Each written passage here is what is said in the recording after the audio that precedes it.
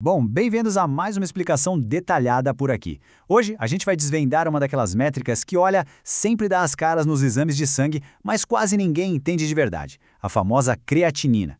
A ideia aqui é tirar esse termo daquele jargão médico complicado e mostrar como ele é, na real, um alerta super urgente sobre a saúde geral do nosso corpo.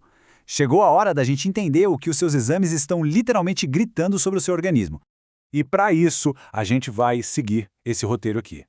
Primeiro, o Wi-Fi da saúde renal. Depois, a gente passa para a metáfora do filtro, o alerta do laboratório, o ciclo de limpeza e, para fechar, o impacto dos medicamentos. Então bora lá. Seção 1, o Wi-Fi da saúde renal, medindo a conectividade interna. Certo, vamos direto ao ponto. A creatinina não é só um númerozinho chato impresso no papel do laboratório, tá? Pensa nela como se fosse o sinal de Wi-Fi interno do nosso corpo. É o seguinte, assim como um sinal de internet forte e estável garante que a casa inteira fique conectada sem travar, um sinal saudável de creatinina mostra a qualidade exata da nossa função renal. E a regra de ouro para esse sinal não cair e não sofrer nenhuma queda dramática, mantém ingestão de água super constante e muito bem calculada. E se a gente parar para pensar, o motivo de precisar de tanta água é incrível. Nós somos seres aquáticos. O nosso corpo é composto por absurdos 88% de água. É muito importante lembrar disso porque beber água não é só aquele evento casual para matar a sede, sabe? É uma necessidade biológica primária mesmo que sustenta toda a nossa infraestrutura celular ali o tempo todo. E olha que interessante, a prova de que o seu sistema está realmente limpo aparece lá nos glóbulos brancos. O alvo perfeito é ter os eosinófilos em menos de 2%, e os basófilos, bom, esses têm que estar totalmente zerados. Quando a gente bebe a quantidade certa de água, o sangue flui pelo corpo como se fosse um lago calmo e cristalino, mantendo esses temidos marcadores de alergia lá embaixo. O que nos leva a uma sacada que muda o jogo. Quando os eosinófilos passam de 2% e os basófilos saem do zero, o corpo está tocando a sirene. Na grande maioria das vezes, esses marcadores altos significam um quadro de desidratação severa, e não necessariamente uma alergia à poeira ou a algum alimento novo. Ou seja, é um aviso claro de que antes de correr para a farmácia e tomar um antialérgico, a primeira coisa que a gente deveria fazer é aumentar a água. Beleza, vamos para a seção 2, a metáfora do filtro processando o lixo diário. Imagina que os nossos rins funcionam igualzinho a fazer café num daqueles filtros de pano ou reutilizáveis. O processo começa misturando a água com o pó. Durante 24 horas por dia, sem parar, os rins ficam ali fazendo esse papel de filtrar todo o sangue que circula na gente. Mas o grande gargalo, o grande perigo mesmo, acontece no passo 3, lidar com a sujeira tóxica que sobra. Para que esse filtro não entupa e seja corroído pelo lixo, ele precisa ser lavado exaustivamente. E no nosso corpo, na prática, isso significa beber de 3 a 4 litros de água todos os dias. E aí vem o ponto crucial. O que acontece se o sistema entra em colapso? Se falta água, a sujeira fica ali estagnada no sangue e o filtro principal falha.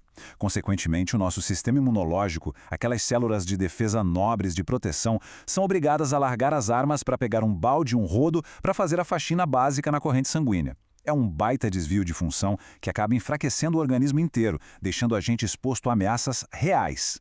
Vamos avançar. Seção 3, o alerta do laboratório, lendo entre linhas nos exames de sangue. É aqui que mora um dos maiores perigos na hora de ler os exames. Olha só a diferença. O laboratório te dá um valor de referência padrão para a creatinina que vai de 0,7 a 1,25. Só que o valor médio-alvo, que é o ideal mesmo, é bem mais rigoroso, batendo num teto de 0,9. O grande problema é que aquele valor padrão do laboratório mistura pessoas super saudáveis com pessoas que já estão adoecendo na mesma faixa considerada normal. Para ter uma saúde renal inquestionável, a gente precisa mirar nesse alvo mais estrito. E tem um alerta seríssimo por trás desses números. Bater no limite superior da referência padrão, chegar naquele 1,25, não é motivo nenhum para alívio. Chegar nesse limite significa que até 30% da sua função renal já pode estar inoperante ou até morta, e o pior, sem que o corpo emita grandes sinais de dor. É um quadro totalmente silencioso e extremamente perigoso que a gente só previne prestando muita atenção nesses detalhes. Entrando na seção 4, o ciclo de limpeza, a natureza interconectada dos órgãos humanos. Tem um mantra muito bom que dita o ritmo dessa limpeza toda. A água limpa os rins limpam o fígado e o fígado limpa a boca. É uma reação em cadeia fascinante. Se a gente interrompe o fluxo logo no início, ou seja, se falta água para os rins, O fígado sofre o golpe logo em seguida, criando um efeito dominó que acaba com a faxina geral do organismo. E na prática, como a gente mantém esse ciclo? É matemática básica baseada no peso. 50 quilos, por exemplo, vão pedir cerca de 4 litros de água. Mas não adianta só virar a garrafa e pronto, tá? É vital terminar o grosso dessa ingestão até o final da tarde, ali pelas 16 ou 19 horas, tomando num ritmo de 300 a 400 ml por hora. E dá para o corpo umas 2 horinhas para processar tudo isso.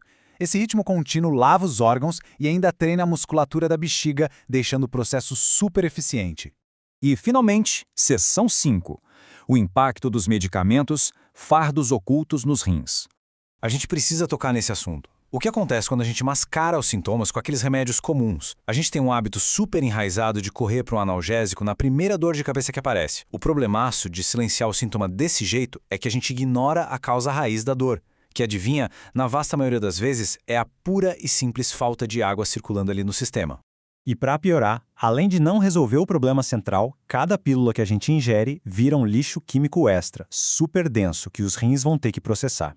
Esse fardo adicional arrebenta diretamente com aquele sinal Wi-Fi da creatinina que a gente falou. Medicamentos comuns de farmácia podem sobrecarregar tanto o filtro que a creatinina vai nas alturas. É crucial dar peso a isso. A falência renal por causa dessa sobrecarga não é mito não, viu? É listada como uma das causas de mortalidade mais silenciosas no mundo. Então, para a gente encerrar essa explicação hoje, eu deixo uma reflexão provocativa. Se a água é, sem sombra de dúvidas, a base primária insubstituível para o funcionamento dos nossos órgãos de limpeza, por que a gente ignora tanto esse fluxo na nossa rotina? O conhecimento já dá aí. Os exames estão mostrando sinais ocultos o tempo todo para a gente. O desafio prático agora é a gente repensar os nossos hábitos e garantir que os nossos filtros internos recebam a água essencial para a vida. Que isso sirva de estímulo para a gente olhar de um jeito novo e urgente para a nossa saúde. Combinado? Um abraço e até a próxima.